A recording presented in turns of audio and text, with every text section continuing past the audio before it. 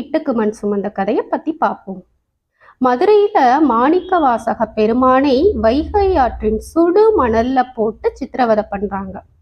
அவருக்கு கொடுத்த தண்டனையை பார்த்த சிவபெருமான் தன்னோட ஜடாமுடியிலிருந்து கங்கையை விழ செய்கிறார்.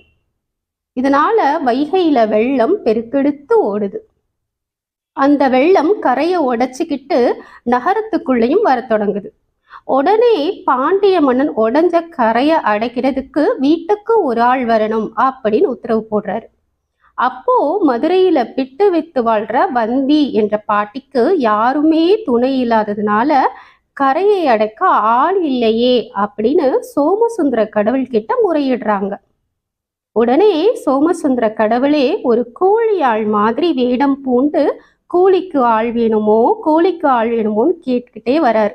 உடனே வந்தி அந்த கூலி ஆளை கூப்பிட்டு என் பங்குக்கு போய் கரையை அடைச்சிட்டு வர முடியுமா அப்படின்னு கேட்கிறாங்க.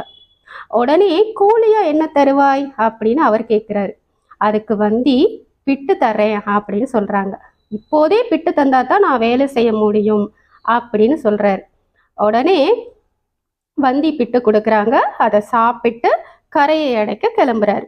ஆனா கரையை அடைக்காம மரத்துக்கடியில படுத்துக்கிட்டு பொழுது போக்குறாரு. அங்கங்க அவங்களுக்குரிய பங்கை அடைச்சிட்டு இருக்காங்க. ஆனா வந்திக்கு ஒதுக்கப்பட்ட கரை மட்டும் அடைக்காம இருக்கு. இத பார்த்த அதிகாரி பாண்டிய மன்னன் கிட்ட சொல்றாரு. பாண்டிய மன்னன் உடனே கோவப்பட்டு கூலியாளா வந்தது இறைவன் அப்படின்னு தெரியாம அவனை பெரம்பால அடிக்கிறார்.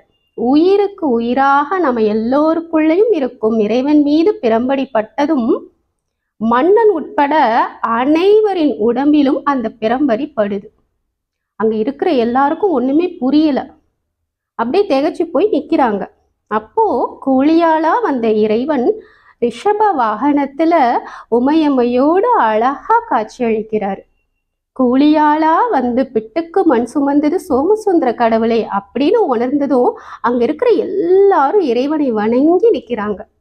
இப்படி இறைவன் மாணிக்கவாசகருக்காக பிட்டுக்கு மண் சுமந்தத்தான் ஆங்கது தன்னில் அடியவட்காக பாங்காய் மண் சுமந்தருளிய பரிசும் அப்படின்னு அவ்வளோ அழகா பாடியிருக்காரு மாணிக்கவாசகர்.